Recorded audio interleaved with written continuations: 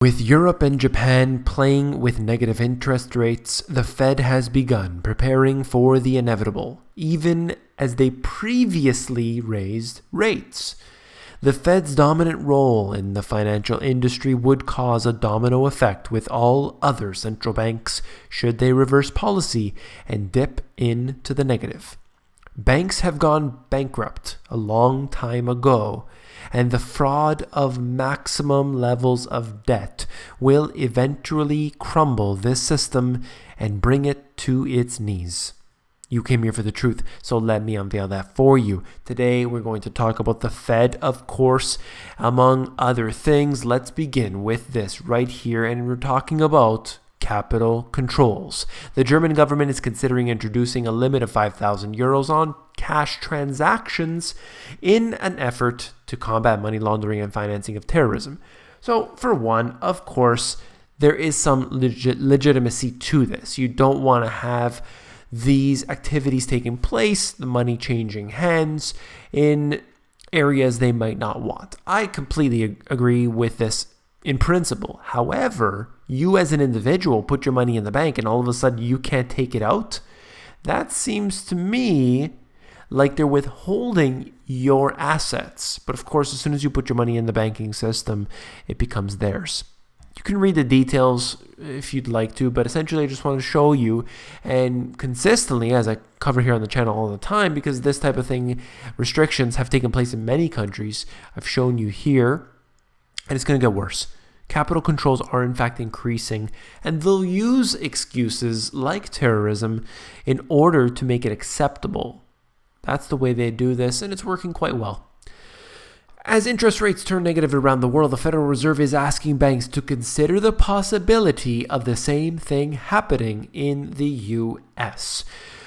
Remember, this hasn't actually taken place yet, but they're just going ahead and testing. So in its annual stress test for 2016, the Fed said it will assess the resilience of big banks to a number of possible situations.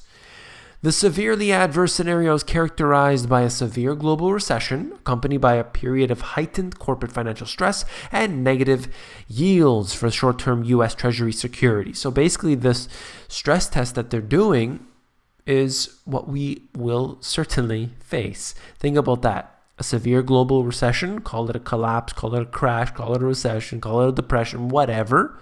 And you have corporate financial stress, where the corporations are indebted. Perhaps their stocks have declined significantly.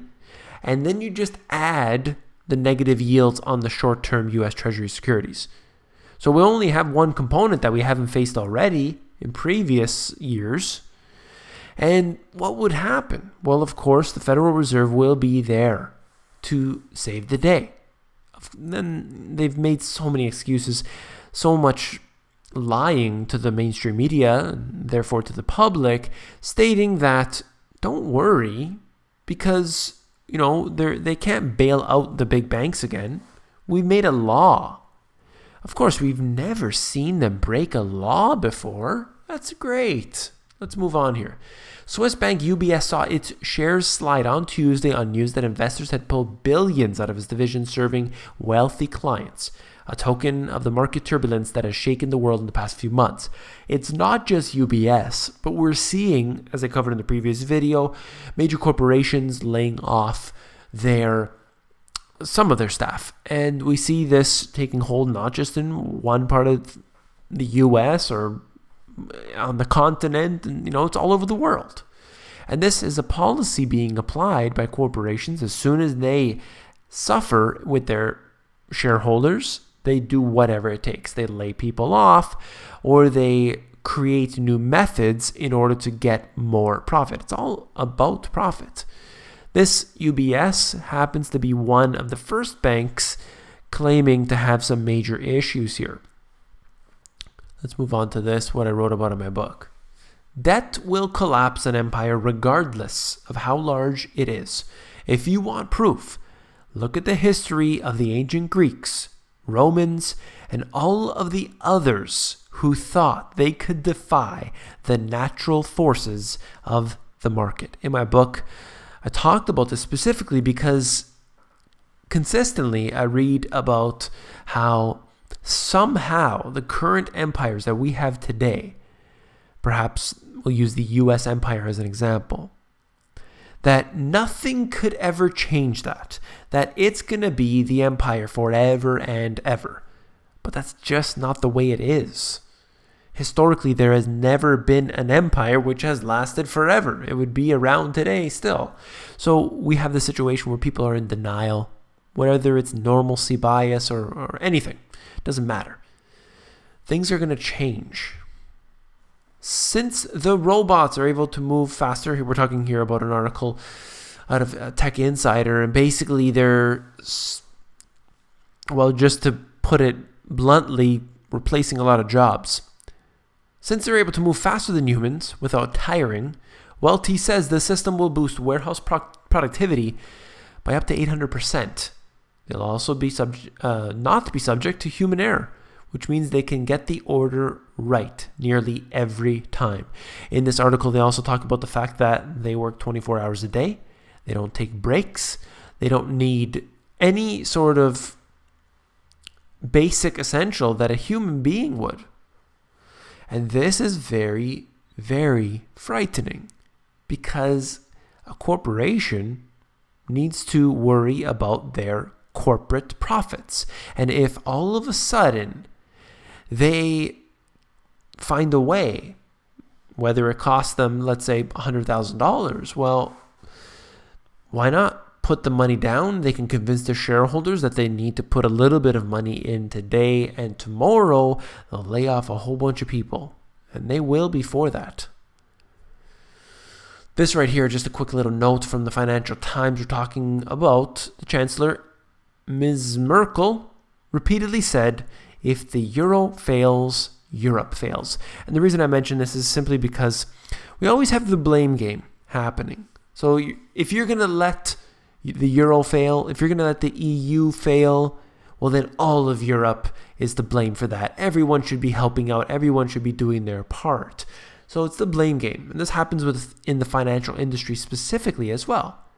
And there's no reason to do this, but this is the way politics work.